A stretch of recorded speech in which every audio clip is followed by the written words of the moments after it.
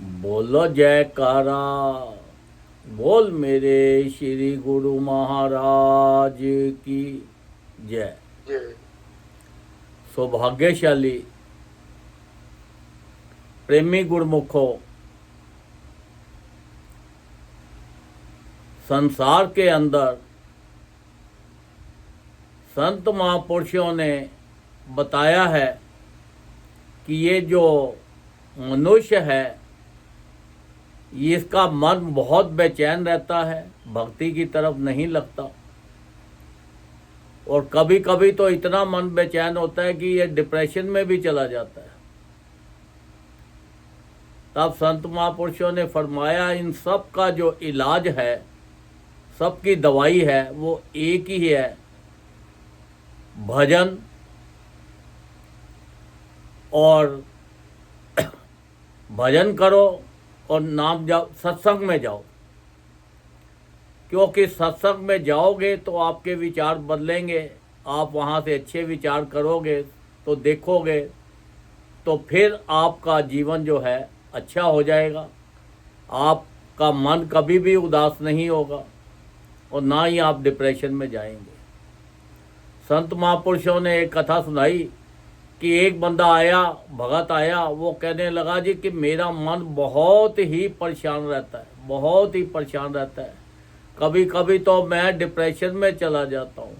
मैं हर महीने में 5-6 दिन तो डिप्रेशन में ही रहता हूँ और आगे पीछे भी मेरा मन बहुत ही उदास रहता है। लगता है कि मेरे भाग्य में, मेरे जीवन में कुछ लिखा ही नहीं है, सिवाय उदासी के, परेशानी के, और कुछ भी नहीं है।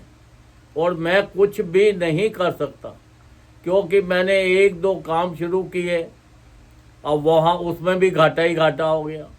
1-2 जगह नौकरी की तो उन्होंने भी मुझे वहाँ से निकाल दिया। वो कहते हैं कि आपसे काम नहीं होता। तो कहने लगे अब क्या करें। तो फिर उन्होंने बताया कि एक संत महापुरुषों ने बताया कि एक शिला थी, शिला के ऊपर गुड़ लगा हुआ था और वहाँ पे एक चींटी चढ़ती थी। जब चढ़ती थी तो नीचे गिर जाती थी, चढ़ती थी तो नीचे गिर जाती थी। 10-12 बार वो नीचे गिरी, आखिरकार वो ऊपर चली गई और उसने गुड़ का आनंद लिया, मज़ा आया। तो संत महापुरुषों ने उसको फरमाया कि देखो, जीवन के अंदर पहली बार में किसी को मिल जाए खुशी और उसका काम बन जाए तो वो तो बहुत कम लोग ऐसे होते हैं। नहीं तो कोई भी आप बिजनेस शुरू करो, कोई नौकरी करो, कोई अपना और काम करो, सब कामों में पहले 1-2 बार परेशानियां आती है, फिर जाके उसमें सफलता मिलती है। क्योंकि सफलता पहली बार में मिलना तो बड़े कम लोगों के भाग्य में होता है। क्योंकि ये जो सफलता है, ये इसका क्या है, ये एक्सपीरियंस हो जाता है कि हमें कहाँ पर नुकसान हो रहा है। जब आप ये सोचते हैं कि हमें कहाँ पर नुकसान हो रहा है तो आप उस नुकसान को ढूंढोगे, तो दोबारा करोगे तो फिर आपको सफलता मिलेगी। फिर नहीं मिली तो फिर तीसरी बार देखो कहाँ क्या हो रहा है। क्योंकि ये तो गिर गिर के ही इंसान होता है। जब छोटा बच्चा होता है तो वो जब खड़ा होता है, उसकी माँ उसको, बच्चे को खड़ा करती है तो वो क्या होता है, नीचे गिर जाता है। फिर उसकी माँ दोबारा खड़ा करती है, फिर गिर जाता है। अब वही बच्चा बार बार गिर कर फिर खड़ा होना शुरू हो जाता है, फिर चलना भी शुरू हो जाता है, फिर भागना भी शुरू हो जाता है। इसलिए संत महापुरुष फरमाते हैं कि इंसान को घबराना कभी नहीं चाहिए। कभी भी जब आपका मन बहुत ज़्यादा उदास हो या बहुत परेशान हो तो अपना भजन करो या सत्संग सुनो, क्योंकि सत्संग के अंदर से ही आपकी ये सब दवाइयों का इलाज निकलेगा, ये दवाइयाँ मिलेंगी। आपका मन जो है उदासी से दूर होगा और आपको पता लगेगा कि मैं संसार में किस काम के लिए आया हूँ और मैं क्या कर रहा हूँ। क्योंकि हम तो दुनियावी चीज़ों में फंस गए। अगर किसी को कोई चीज़ मिल जाए तो उसको कितनी खुशी होती है, जब उसको नहीं मिलती तो उसका मन उदास हो जाता है। कोई काम किया, उसमें सफलता मिल गई तो खुशी हो गई, अगर सफलता नहीं मिली तो मन उदास हो गया, परेशान हो गया। तो ये चीज़ों की तरफ हमें ज़्यादा ध्यान नहीं देना। ये संसारिक चीज़ें हैं, ये तो हर जीवन के, हर इंसान के ऊपर उसके जीवन में उतार चढ़ाव तो आता ही आता है। एक भी इंसान दुनिया में ऐसा नहीं आपको मिलेगा जिसके जीवन में उतार चढ़ाव नहीं आएगा। और उसमें सक्सेस कौन होते हैं? जो भजन करते हैं, सत्संग सुनते हैं। क्योंकि सत्संग में जाने से अच्छे आपके विचार बनेंगे, अच्छे लोग मिलेंगे, वहाँ पे आपको हर तरह से आपकी मुश्किल का हल मिल जाएगा। तो अगर आप अपने घर पे ही बैठे बैठे, अकेले में बैठे बैठे सोचते सोचते रहोगे तो मन सोचते सोचते से फिर आप डिप्रेशन में भी चले जाते हो। आप देखते हो कई लोग अपने आप सुसाइड कर लेते हैं, क्योंकि वो इस नौबत तक पहुंच जाते हैं कि और वो डिप्रेशन से भी ऊपर हो जाता है, क्योंकि उनको ये सांसारिक चीज़ों में ही फंसे रहना है। और अगर उनको बोलो कि भजन की तरफ जाओ, सत्संग में जाओ, तो उनको और गुस्सा आ जाता है, क्योंकि उनके मन के विचार इतने बदल जाते हैं कि बस उनको सांसारिक चीज़ों के अलावा कुछ भी नज़र नहीं आता। तो संत महापुरुष इसलिए बार बार जोर देते हैं कि आप ज़्यादा से ज़्यादा भजन करो, ज़्यादा से ज़्यादा सत्संग सुनो। जब आप इस रास्ते पे जाते हो तो संसार की जितनी भी चीज़ें हैं, धन है, दौलत है, शोहरत है, ये सब कुछ आपके कदमों में अपने आप आ जाती है। जहाँ जहाँ पे भी परमात्मा का, भगवान का नाम होता है, सब रिद्धियाँ सिद्धियाँ वहाँ पे अपने आप ही पहुँच जाती है। क्योंकि ये संसार ऐसा है कि जिस चीज़ के बगैर आप ढूंढोगे वो चीज़ आपके हाथ में नहीं आएगी, और जिस चीज़ को आप छोड़ दोगे आपने, वो आपके पीछे पीछे आ जाएगी।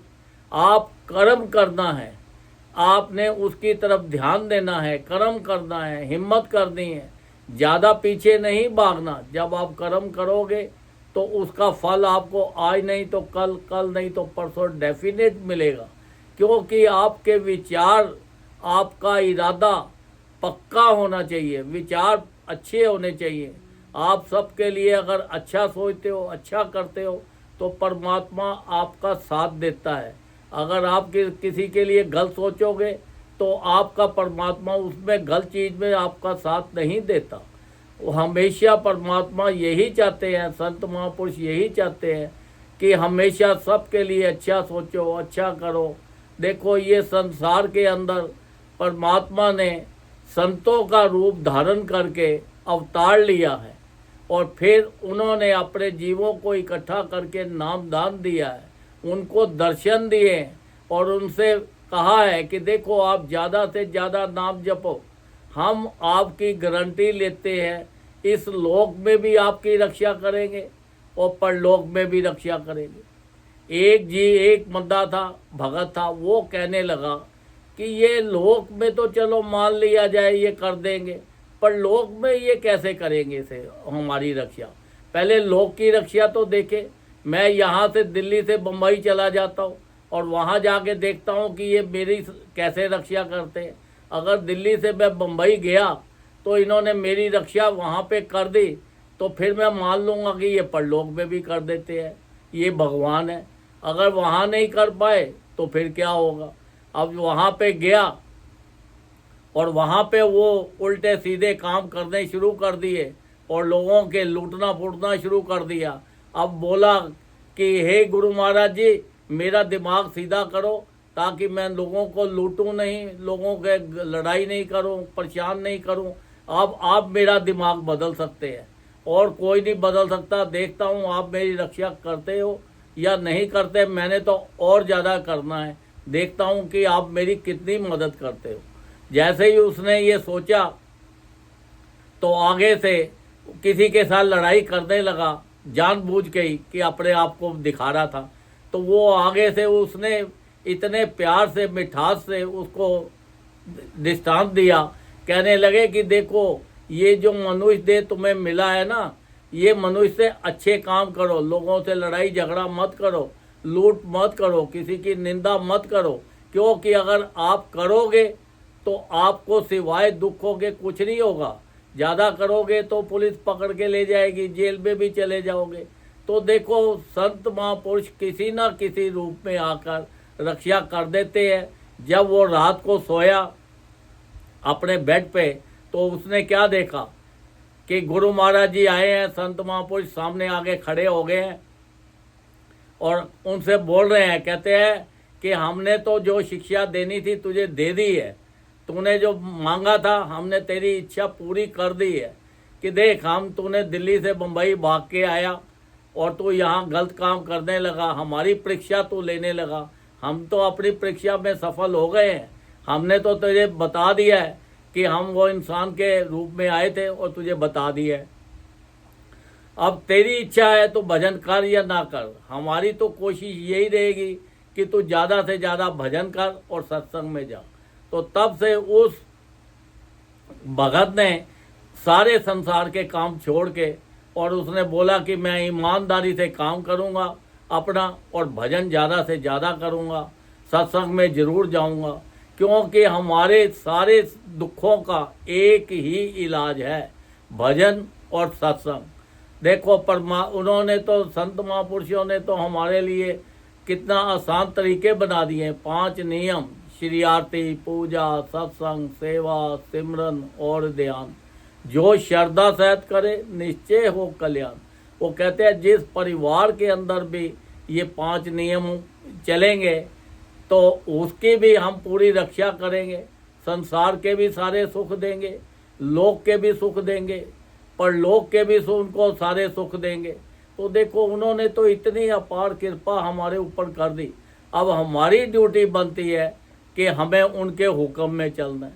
संत महापुरुष फरमाते हैं 24 घंटे जो आप इस संसारी काम करते हो, इसमें से कम 2 घंटे हर रोज भजन किया करो। अगर 2 घंटे नहीं कर सकते, 1-1 घंटा करके करो। 1-1 घंटा नहीं कर बैठ सकते तो आधा घंटा करके करो।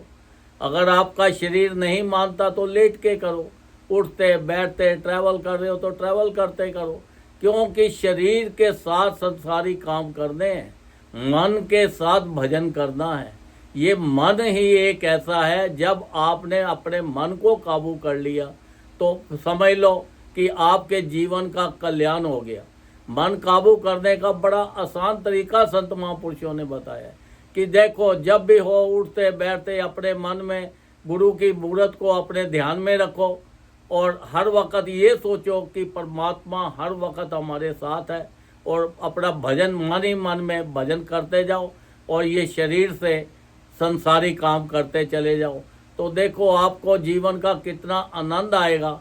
आपके कोई भी काम अटका हुआ भी अगर होगा, नहीं होने वाला भी होगा, तो वो भी हो जाएगा।